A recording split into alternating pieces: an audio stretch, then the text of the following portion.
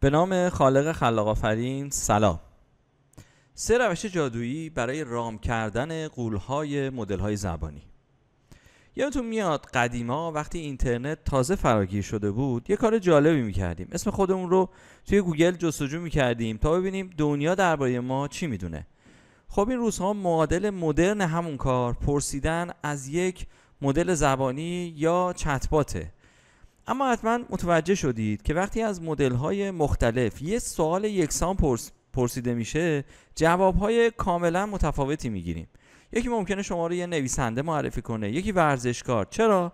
چون هر کدوم از این مدل‌ها با داده‌های متفاوتی آموزش دیدن و اطلاعات اونها در یک نقطه زمانی خاص متوقف شده. حالا سوال اصلی اینجاست: چطور میتونیم کاری کنیم که این مدل‌های هوشمند پاسخ‌های دقیق‌تر، مرتبط‌تر و هوشمندانه تری به ما بدن؟ چطور میتونیم این غول‌های مدل‌های زبانی رو رام کنیم؟ امروز میخوایم 3 روش قدرتمند و جادویی رو با هم یاد بگیریم. روش اول رگ یا تولید محتوای تقویت شده با بازیابی، روش دوم فاین تیونینگ یا تنظیم دقیق و روش سوم پرامپت انجینیرینگ یا مهندسی دستورنویسی.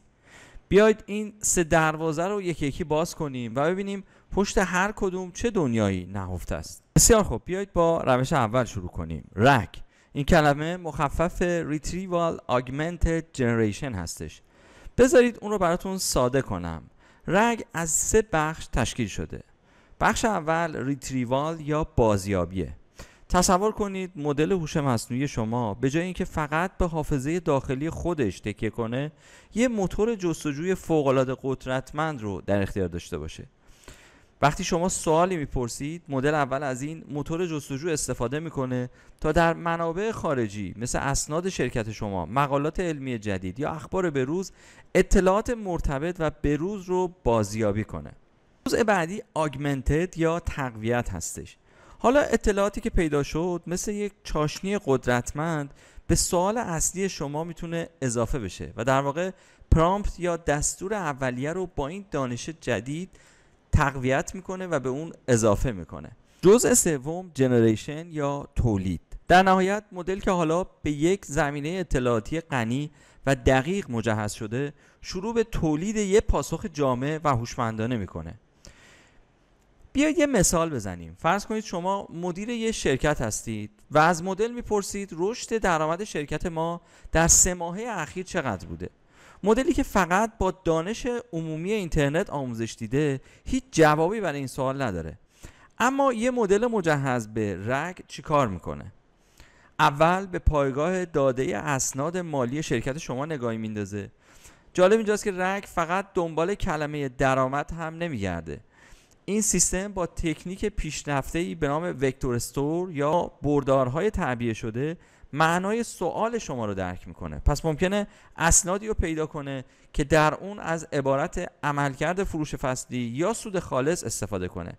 اصطلاحاً جستجوی اون جستجوی معنایی یا سمنتیک سرچه، چون از نظر معنایی به سوال شما مرتبطه. سپس این اطلاعات مالی دقیق رو به سوال شما ضمیمه میکنه و به مدل اصلی میگه با توجه به این گزارش مالی به سوال پاسخ بده. رشد درآمد شرکت در 3 ماهه اخیر چقدر بوده؟ و نتیجه یه پاسخ دقیق و مستند و کاملا مرتبط با سازمان شما خواهد بود. با این توصیف بزرگترین مزیت رگ دسترسی به اطلاعات بروز و دانش تخصصیه.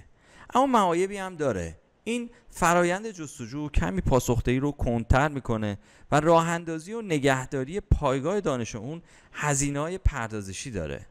حالا به روش دوم میرسیم، فاین تیونینگ یا تنظیم دقیق. اگه رگ مثل دادن یک کتابخانه به مدل بود، فاین تیونینگ مثل فرستادن مدل به یک مدرسه تخصصیه. ما اینجا فقط به مدل اطلاعات نمیدیم، بلکه ساختار داخلی و مغز اون رو برای یه حوزه خاص بهینه میکنیم. این فرایند چطور کار میکنه؟ اول یه مدل قدرتمند با دانش عمومی رو، مثلا مدل پایه جی پی تی رو برمیداریم. دوم یه مجموعه داده بسیار با کیفیت و تخصصی رو آماده میکنیم، مثلا هزاران نمونه از سوالات مشتریان یه شرکت نرم افزاری و پاسخهای صحیح و استاندارد کارشناسان پشتیبانی. و در نهایت مدل رو با این داده‌های جدید دوباره آموزش میدیم. این کار باعث میشه وزنها و پارامترهای داخلی مدل طوری تنظیم بشن که در حوزه پشتیبانی فنی یه متخصص تمام عیار بشه. مدل یاد میگیره با لحن و اصطلاحات همون حوزه صحبت کنه و الگوهای اون رو تشخیص بده.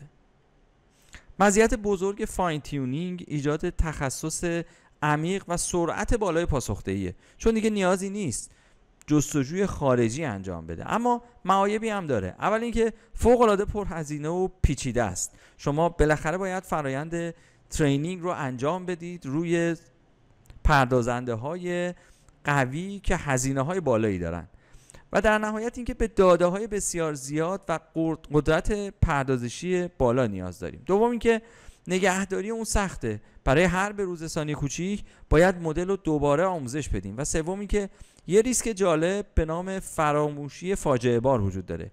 یعنی مدل ممکنه اونقدر در حوزه جدید غرق بشه که بخشی از دانش عمومی و توانایی قبلی خود رو فراموش بکنه.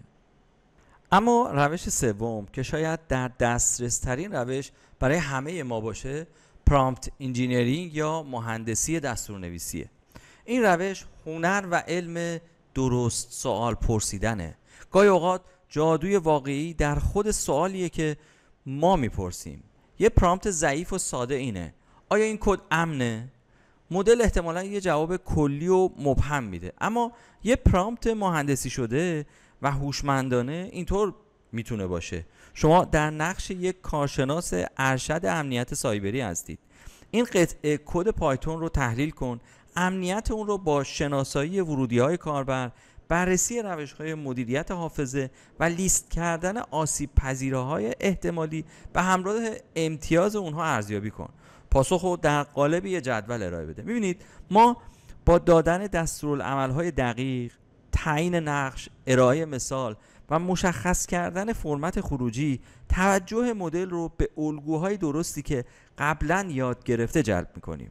ما عملاً مدل رو راهنمایی می‌کنیم تا بهترین نسخه از خودش باشه. بزرگترین مزیت مهندسی دستورنویسی اینه که هیچ هزینه زیرساختی نداره و نتایج آنیه. اما محدودیتاش چیه؟ اول اینکه نیاز به آزمون خطای زیادی داره و یه هنره. دوم اینکه شما به دانش موجود مدل محدود هستید و نمیتونید اطلاعات جدیدی رو به اون یاد بدید و یا در نهایت اطلاعاتی که بدید در قالب همون پرامپتی که بهش داده میشه قابل استفاده است. خب ما امروز 3 روش قدرتمند رو بررسی کردیم: رگ، فاین تیونینگ و مهندسی دستورنویسی. اما نکته طلایی اینجاست: این روش ها رقیب هم نیستن، بلکه مکمل یکدیگرن. یه سیستم هوش مصنوعی پیشرفته اغلب از ترکیب این روش ها استفاده میکنه. تصور کنید یه دستیار هوش مصنوعی مثلا برای وکلا داریم. این سیستم با رگ جدیدترین قوانین و احکام دادگاه ها رو جستجو میکنه.